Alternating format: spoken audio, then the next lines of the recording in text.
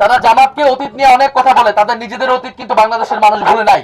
মির্জা আব্বাসের নির্দেশে তারেক রহমানের সম্মতিতে এই ঘটনা আজকে ঘটেছে।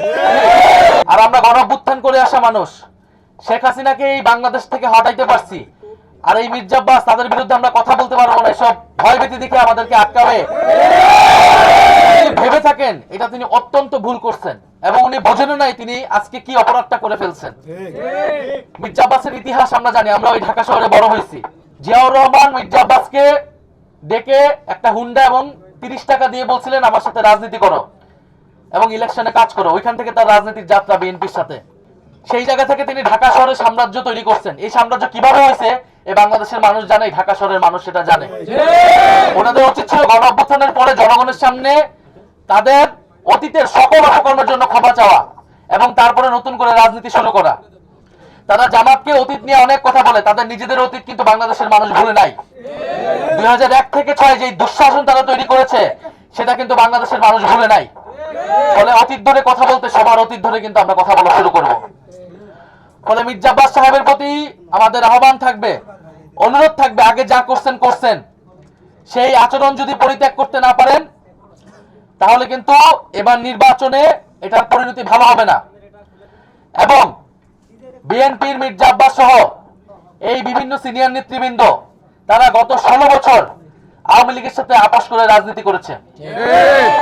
আপনারা দেখবেন তাদের বেশিরভাগের ব্যবসা বাণিজ্য সবকিছু আওয়ামী লীগের লোকদের সাথে সংশ্লিষ্ট এবং তারা নিজেদের ব্যবসা বাণিজ্য অর্থ সম্পত্তি টিকানের লোভে, টিকানের কারণে, নিজেদের স্বার্থের কারণে তারা হোল হার্টেডলি কখনো রাজপথে নামে নাই, মাঠে নামে নাই। ছাত্রদল, যুবদল, বিএনপি, তৃণমূলের নেত্রীরা, নেতাকর্মীরা জীবন দেওয়ার জন্য প্রস্তুত ছিল, কিন্তু এই মির্জা আব্বাসের মতো নেতারা ঢাকা শহরে কোনো গ্রিন সিগন্যাল দেয় নাই। গণ অভ্যুত্থানের সময় তারা মির্জা আব্বাসদের জন্য অপেক্ষা করে নাই। ছাত্র শিবির, ছাত্রদল, গণ অভ্যুত্থানের বৈষম্য বিরোধী সকল নেতাকর্মীরা জনগণের জন্য রাজপথে নেমে গিয়েছিল। ফলে মির্জা আব্বাসের যে ব্যাংক ব্যালেন্স, তাদের যে ব্যবসা, তাদের যে সাম্রাজ্য, সে আওয়ামী লীগের সময় পুরোটাই ইনটেক ছিল এবং এটা বেশিরভাগ বিএনপি নেতাকর্মীদের আপনি দেখবেন খুঁজলে একই জিনিস পাবেন। একমাত্র ব্যতিক্রম ছিলেন বেগম খালেদা জিয়া, এই জন্য তাকে কি অবস্থা ছিল, কারাগারে তাকে মৃত্যুর মুখে পড়তে হয়েছিল। ফলে আমরা সেই অতীত ধরে কথা বলতে চাই না, বলতে গেলে অনেক কথা বের হয়ে যাবে। রাজনীতির মাঠে এসেছি, সুষ্ঠু নির্বাচন চাই। শরীফ ওসমান হাদী ঢাকা হাটের মানুষের ভোটাধিকারের জন্য, গণতন্ত্র প্রতিষ্ঠার জন্য জীবন দিয়ে গেছেন। এই একই লড়াই আমরা কন্টিনিউ করতে চাই। কিন্তু আজকে যেটা হয়েছে এটা খুবই দুঃখজনক, খুবই ন্যাক্কারজনক এবং এটা অস্বীকারের চেষ্টা আরো বেশি ন্যাক্কারজনক। হাবিবুল্লাহ কলেজে একেবারে চিহ্নিত ছাত্রদলের ক্যাডার সন্ত্রাসীরা এটা পরিকল্পনা করে এটা করেছেন।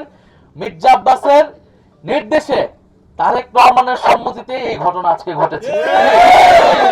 ফলে আপনারা একদিকে ভালো ভালো কথা বলবেন স্টেজে ওঠে, আরেকদিকে আপনারা বিরোধী, আপনাদের যারা বিরোধী রয়েছে, প্রতিদ্বন্দ্বী রয়েছে, তাদেরকে আপনারা দমন করবেন সন্ত্রাসী কায়দায়, আওয়ামী লীগের রাজনীতিকে পুনর্বাসন করার চেষ্টা করবেন। এইটা আমরা বাংলাদেশে হইতে দেব না।